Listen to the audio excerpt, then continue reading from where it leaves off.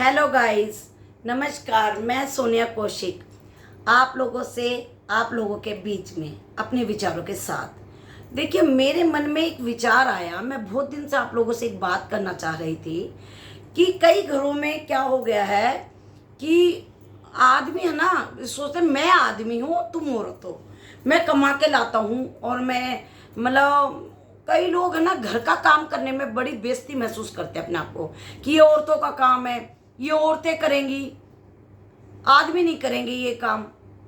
कोई आ जाता है तो खट झाड़ू छोड़ देंगे, माना लगा रहे हो, या कोई उनका दोस्त आ जाए खट सब्जी काटना छोड़ देंगे कि अरे मेरा दोस्त क्या कहेगा। जबकि सब अपनी औरतों को चाहे सपोर्ट करते हो, लेकिन मैं ये कहना चाहूंगी आप लोगों को कि आप लोग इस चीज में शर्माते क्यों। माना आप ये दिखाओ ना, आज के टाइम में लेडीज हैं जो वो आदमियों को पूरी टक्कर दे रही हैं।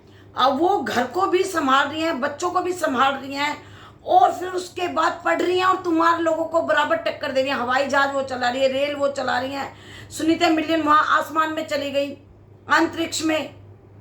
ऐसा कौन सा काम है जो औरत नहीं कर सकती। वो आपके साथ बराबर चल रही है ना कि हाँ भी हम आदमियों के बराबर हैं।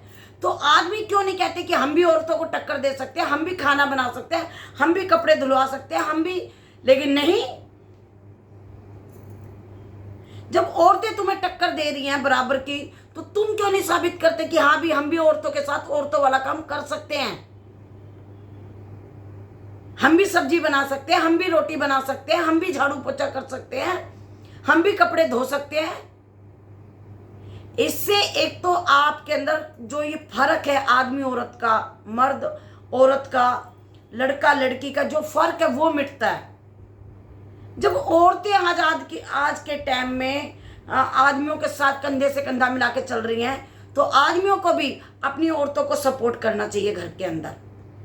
और जो आकर दूसरा आपको जलील करे, उनको भी ये समझाना चाहिए कि भाई तेरी बस की नहीं है क्या, हाथ पैर नहीं है क्या, तुम नहीं कर सकते क्या। जब ये औरतें हमें टक्कर दे रही थी, हम नहीं कर सकते ये क्या काम। इसमें अपनी बेइज्जती ना समझें कि अरे फलाना आया मेरी बेइज्जती कर गया, कि भाई मैं तो झाड़ू मार रहा था, पोछा मार रहा था। क्यों भाई, इसमें कोई बेइज्जती की बात नहीं है। एक दूसरे को सपोर्ट करने से मियाँ बीबी के रिलेशन अच्छे होते हैं। और माँ बाप को भी ये नहीं सोचना चाहिए कि अरे बेटा तो बहू का गुलाम हो गया, बहू के साथ काम करा रहा है। अरे बहू सारा दिन काम करती है, अगर बेटे ने थोड़ा बहुत काम करा भी दिया तो क्या हो गया। जब आपके बेटे को खुशी मिल रही है बहू के साथ काम कराने में, तो आपको गुस्सा नहीं आना चाहिए इस चीज के बारे में कि हाँ भाई मेरा बेटा ऐसे काम करा रहा है। नहीं, इस सोच को माताएं बदलें। अगर आप चाहते हो हमारा दामाद तो बेटी के साथ, ओ मेरा दामाद तो बहुत अच्छा, मेरा दामाद तो मेरी बेटी के घर पूरा काम करवावा है, मेरी बेटी का पूरा ध्यान रखे है, तो भैया बेटियां भी जो बहुआं हैं ना तुम्हारे घर में, वो भी किसी की बेटियां हैं। और कभी इस चीज की तुलना ना करे कि अरे मेरी बेटी तो ससुराल में दुखी है, मेरी बेटी को तो ये सुख है ही नहीं, तो इनको ये सुख कैसे दे दूं। आप अपनी बेटी के वहां तो कलेश है ही है, और अपने घर में भी इस चीज को सोच को लाके कलेश करते हो कि मेरी बेटी तो इतने बजे उठती है और सारा दिन लगी रहती है और आराम नहीं करती, ये बहुएं कैसे आराम कर रही हैं। तो ये आपकी सोच गलत है। पांचों उंगलियां बराबर नहीं होती, तो आपको सोचना पड़ेगा। सोच से आज छोटी छोटी वजह से घरों के अंदर इतना कलेश होता है कि पूछिए ही मत। इन छोटी छोटी सोच को बदलो और बहू को बेटी समझो। बहू नहीं काम आना है, कहते ना बेटी काम आएंगी, बेटी काम आएंगी। बेटी भी अपनी जगह काम आएंगी, लेकिन बेटी के कंधों पे दो घरों की जिम्मेदारियां होती हैं। बहुत जगह दामाद अच्छे निकलाते हैं, बेटे का रूप होते हैं कि वो दोनों जगह अच्छा फर्ज निभाते हैं। वहाँ बेटे का फर्ज भी अच्छा निभाते हैं और ससुराल में दामाद का भी फर्ज अच्छा निभाते हैं, और ससुराल को भी सपोर्ट करते हैं कि बेटी देके बेटा लिया जाता है तो वो बेटा बन के रहते हैं। लेकिन कई जगह ऐसे होते हैं कि लड़कियां मजबूर होती हैं दामाद के कारण, कि दामाद कहते हैं कि हम दामाद हैं, हम नहीं हैं तुम्हारे घरों के बेटे, हम जाएं तो हमें पूरी रिस्पेक्ट मिलनी चाहिए, पूरी इज्जत मिलनी चाहिए, हमारे आगे पीछे बस खड़े रहने चाहिए, जैसे कि भाई कोई राजा है और तुम दास खड़े हो, हमें टाइम दें बस कि हाँ भाई हम स्पेशल बंदे आए हैं। तो उस जगह लड़कियों की मजबूरी हो जाती है। तो देखो, वो चाह के भी माँ बाप का कुछ नहीं कर सकती। उनके मनों में होता होगा कि हम अपने मम्मी पापा को कुछ सुख दें, लेकिन उनके ऊपर वहाँ का फर्ज ज़्यादा है। और माँ बाप भी यही चाहेंगे कि बेटी हम अपने घर में खुश है, तुम अपने घर में खुश रहो, अपने घर में हमारे कारण कोई लड़ाई झगड़ा ना करो और वहाँ के फर्ज निभाओ। कोई भी माँ ऐसा नहीं चाहेगी कि अपनी सास को छोड़ के तुम मेरा करने आओ, नहीं। हर एक माँ ये शिक्षा देगी कि बेटा पहले घर तुम्हारा वो है और तुम्हारे वहाँ फर्ज है।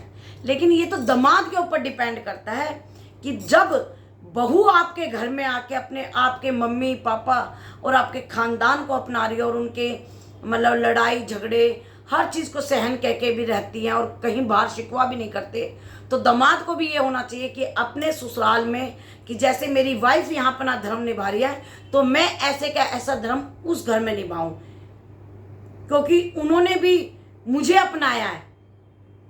अगर आपने बहू को अपनाया है तो सास ने भी दामाद को अपनाया है। बेटी देकर बेटा लिया हो जाता है।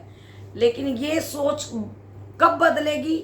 जब माँ बाप सिखाएंगे कि बेटे बहू हमारी इतनी सेवा करती है, बहू हमारा इतना अच्छे से ध्यान रखती है, बहू हमारे हर तरीके से संस्कारी है, तो तुम भी अपने ससुराल में इसी तरह के संस्कार दिखाओ कि तुम्हारे लिए भी तारीफ के बोल वहाँ निकले।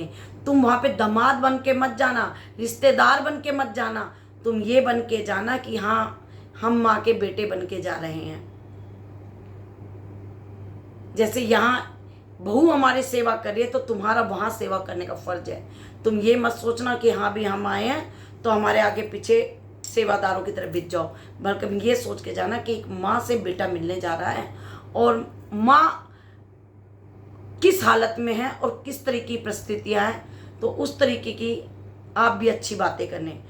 तो ये संस्कार दोनों तरफ से दिए जाते हैं, तब एक रिश्ता बेटर और अच्छा चल पाएगा।